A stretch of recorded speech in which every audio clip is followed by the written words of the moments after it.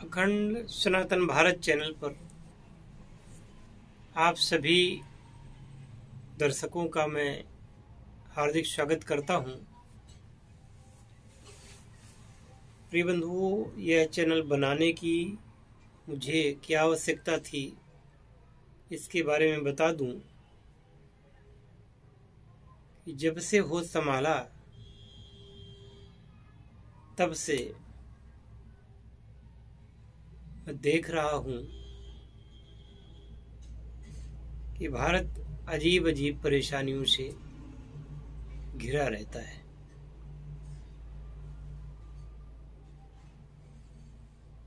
हालांकि इस सारी परेशानियों की शुरुआत तो 1947 में ही हो गई थी, जब इस देश का विभाजन हुआ था।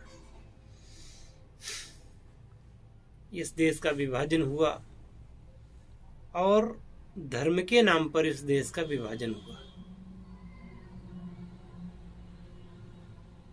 याद रखें, धर्म के नाम पर इस देश का विभाजन हुआ और उसमें यह तय हुआ कि भारत में हिंदू रहेंगे और पाकिस्तान में मुसलमान रहेंगे। और इतिहास गवाह है कि भारत में तो मुसलमान रहे, बहुत कम ही मुसलमान वहां गए, लेकिन वहां से जो निकलने वाले हिंदू थे वो भारत तक बहुत कम पहुंच पाए। ज़्यादातर मार डाले गए, ज़्यादातर उनकी संपत्ति लूटी गई, उनकी बहन बेटियों की इज्जत लूटी गई और उनको मार दिया गया।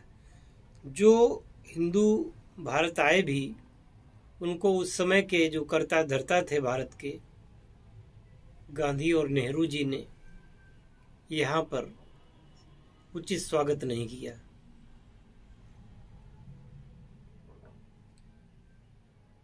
उनकी आर्थिक स्थिति इतनी खराब थी, वो कैसे यहाँ सरवाइव कर पाते।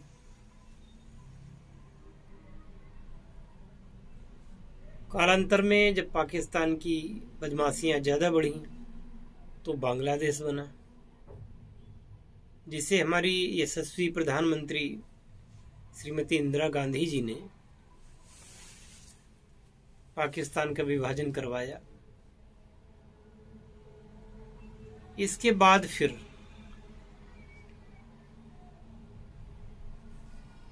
यहाँ के मुसलमानों के तुष्टीकरण की होड़ सी लग गई। वो यहाँ बम धमाके करते रहे, हिंदुओं का धर्म परिवर्तन करवाते रहे। हर वो बुरा काम उन्होंने यहाँ पर किया जिसको हिंदू जनमानस पसंद नहीं करता। लेकिन हमारे नेता वोटों के लालच में, सबसे बुरा काम तो यही हुआ था कि जो मुस्लिम यहाँ रह गए उनका वोट बैंक हुआ, उनको वोट डालने का अधिकार दिया गया, नौकरी करने का अधिकार दिया गया, राजनीति में आने का अधिकार दिया गया। जो अधिकार आप देखते हैं ना तो बांग्लादेश में है ना ही पाकिस्तान में है हिंदुओं को। क्यों ऐसे अधिकार इन लोगों को दिए गए? और यही सब कुछ है कि आज वो सपना देख रहे हैं गजवा हिंद का। वो चाहते हैं कि निजाम मुस्तफ़ा, गजवा हिंद जिसको कहते हैं, शरीयत का शासन चाहते हैं। शरीयत कोई बहुत अच्छी चीज नहीं है। जहां जहां शरीयत लागू है वहां के लोग शरीयत से निकलना चाहते हैं। अभी हाल में ही अफगानिस्तान में शरीयत लागू हुई तालिबानों के द्वारा,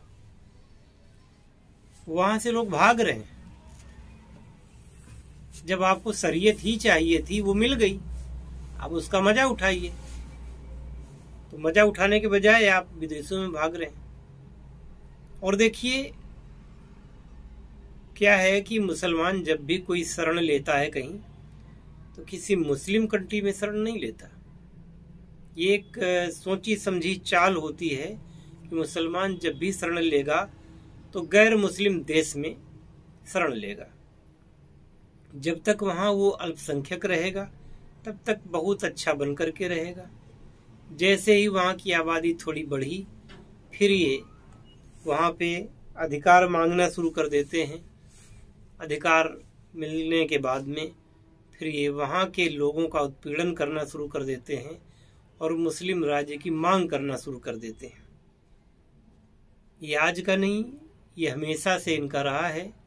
और 1400 वर्ष जो पहले जो लड़ाई इनकी शुरू हुई थी, उसी लड़ाई को ये आगे बढ़ाते हैं।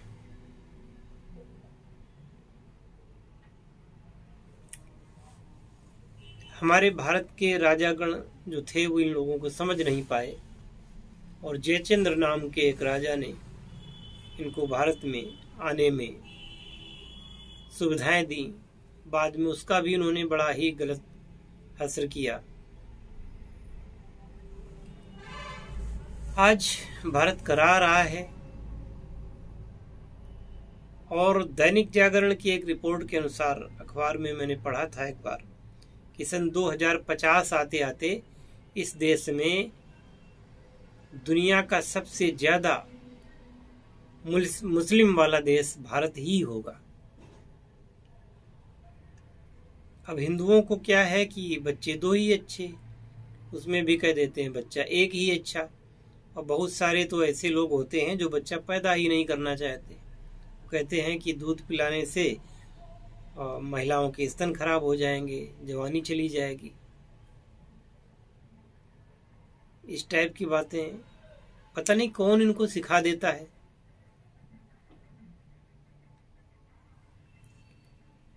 हमारे यहाँ हमारे पुरखे 10 बच्चे पैदा करते थे और 90 साल 100 साल जीते थे।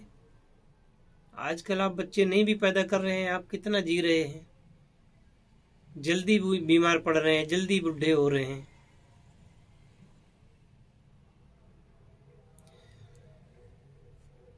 खैर, तो अब जबकि भारत में संकट बढ़ ही गया है,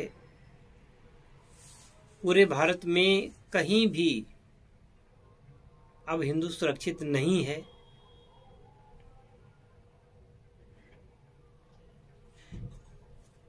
जिन मोहल्लों में, जिन जगहों पर मुस्लिम के मोहल्ले होते हैं, वहाँ से हिंदुओं के लोग निकल भी नहीं सकते।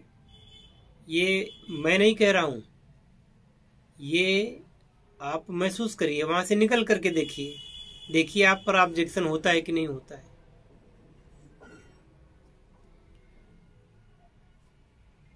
सरेआम गौहत्या करना।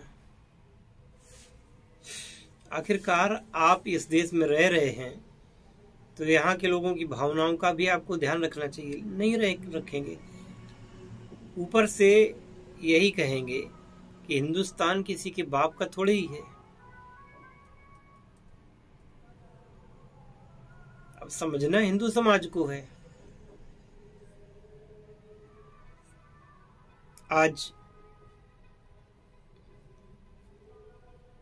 थैंक्स भारत यूट्यूब चैनल, सत्य सनातन, जनता दरबार, नरसिंहवाणी, साइबर सिपाही और सुरजीत यादव, पंडित महेंद्रपाल आर्य, वसीम रिजवी जी, कुछ लोगों के नाम मैंने गिनाए हैं। ये अपने अपने तरीके से हिंदुत्व को जगा रहे हैं और इस देश को आने वाली विभीषिका से बचाने का प्रयत्न कर रहे हैं। वह लोग अपने स्तर से कर रहे हैं और हम ये सोचते हैं कि अपने अपने हिस्से की तत्परता सभी को दिखानी चाहिए। अपने अपने हिस्से का सहयोग इस राष्ट्र के निर्माण में सभी को देना चाहिए। और मात्र इसलिए मैं इस चैनल का निर्माण किया हूँ। आप लोगों से अनुरोध है कि आप तन मन धन से इस चैनल को बढ़ाने में मदद करें। और यह चैनल न केवल आपको जागरूक ही करेगा बल्कि साथ में सपोर्ट भी देगा। एक बड़ा ऑर्गेनाइजेशन बना करके पूरे भारतवर्ष में हिंदुत्व के जागरण का कार्य होगा और आपको छद्म हिंदूवादी लोगों से बचाना भी हमारा कर्तव्य है,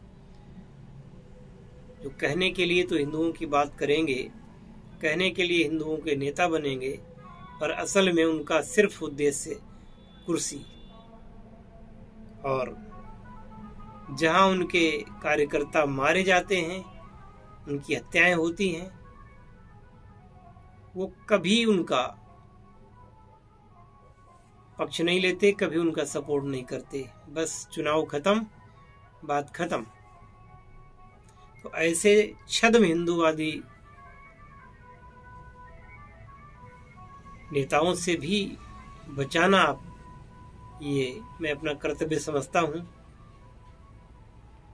स्वामी दयानंद सरस्वती जी, स्वामी सिद्धानंद सरस्वती जी